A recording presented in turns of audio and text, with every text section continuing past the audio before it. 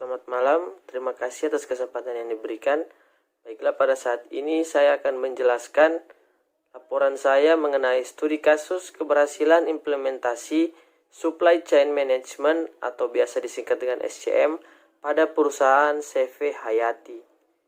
Pengertian Supply Chain Management itu sendiri, pertama, menurut Levy, Supply Chain Management itu barang itu diproduksi dalam jumlah yang tepat, pada saat yang tepat, dan pada tempat yang tepat dengan tujuan mencapai suatu biaya dari sistem secara keseluruhan yang minimum dan juga mencapai service level yang diinginkan. Kemudian ada juga PIRES, mengartikan bahwa supply chain management ini sebagai sebuah jaringan supplier, manufaktur, perakitan, distribusi, dan fasilitas logistik yang membentuk fungsi pembelian dari material, transformasi material menjadi barang setengah jadi maupun produk jadi, dan proses-proses pengiriman tersebut ke konsumen.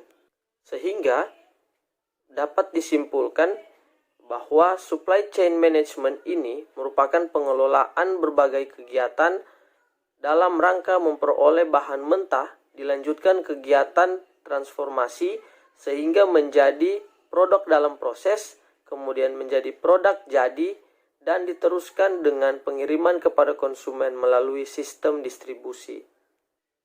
Oke, sekarang kita masuk ke proses supply chain management.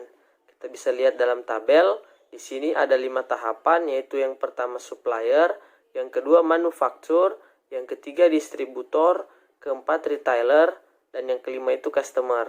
Ini merupakan rantai pasokan dari SCM itu sendiri. Kita lihat dari yang pertama supplier.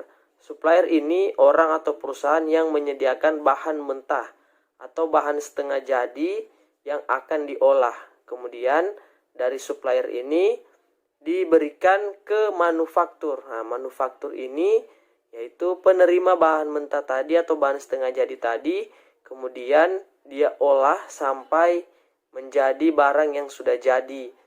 Kemudian ketika barangnya sudah jadi, kemudian ke tahapan yang ketiga yaitu distributor. Distributor ini orang atau perusahaan yang menyalurkan barang jadi tadi ke retailer. Nah, kemudian setelah didistribusikan ke retailer, retailer itu sendiri merupakan pengusaha-pengusaha atau jualan-jualan eceran, pengusaha eceran seperti swalayan, minimarket, toserba, dan hypermart. Kemudian masuklah ke tahap yang terakhir, yang tahap kelima, yaitu customer. Inilah rangkaian atau rantai alur dari proses supply chain management itu. Kemudian kita masuk ke studi kasus implementasi SCM di suatu perusahaan, yaitu di CV Hayati. CV Hayati ini merupakan perusahaan yang bergerak di bidang bisnis penjualan sepeda motor, khususnya merek Honda.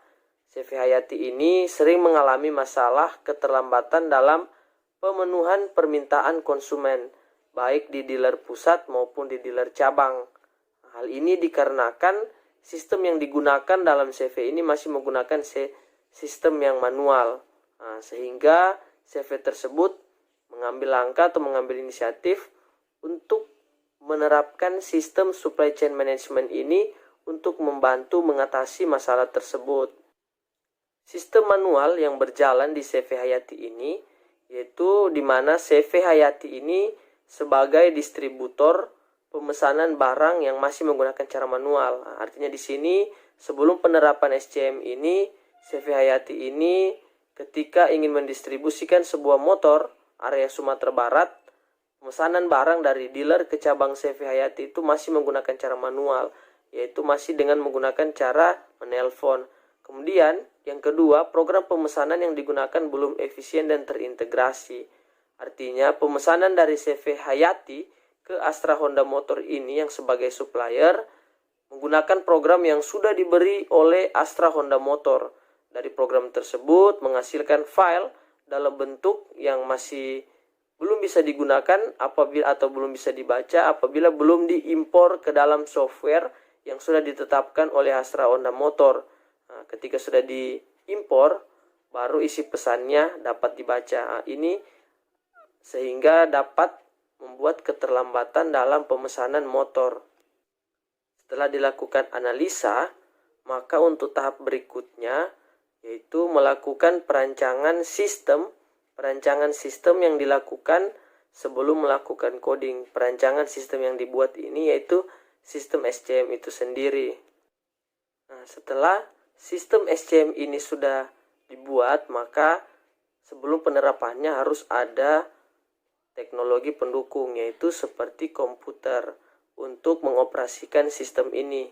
Nah, ketika sudah dapat diaplikasikan, sudah dapat diimplementasikan, maka CV Hayati ini dapat terlihat seperti ini, seperti pada tabel ini. Ketika program SCM ini atau sistem SCM ini sudah diimplementasikan, maka akan ada setiap karyawan akan dapat masuk melalui lamannya masing-masing. Seperti ini ada halaman login, ini ada halaman admin yang hanya khusus admin, kemudian ada halaman manajemen produk, yaitu di sini ada produk-produk untuk yang dijualkan, kemudian ada halaman tambah produk, di mana ada yang mau ditambahkan bisa dicantumkan di sini. Ada halaman edit produk, bisa mengedit produk ketika harganya naik atau harganya turun. Kemudian ada halaman petugas, ini hanya bisa diakses oleh petugas. Ada halaman list pesanan cabang oleh petugas. Ada halaman tambah pesanan Hayati, ada halaman penjualan Hayati, dan ada cetak laporan transaksi penjualan oleh CV Hayati. Kesimpulannya, ketika sudah diterapkan sistem ini, maka CV Hayati itu dapat mengendalikan stok sepeda motornya sehingga permintaan konsumen dapat terpenuhi. Kemudian dengan sistem SCM ini juga, perusahaan dapat mengendalikan pemesanan dan distribusi sepeda motor baik dari supplier ke CV Hayati maupun dari CV Hayati ke cabang. Jadi sudah tidak ada keterlambatan lagi dalam pemesanan karena semua sudah by system. Ketika ada stok yang sudah mulai menipis, sudah bisa langsung dipesan melalui sistem ini. Kita tidak perlu lagi menelpon atau merubah lagi, mengimpor data yang sudah diberikan.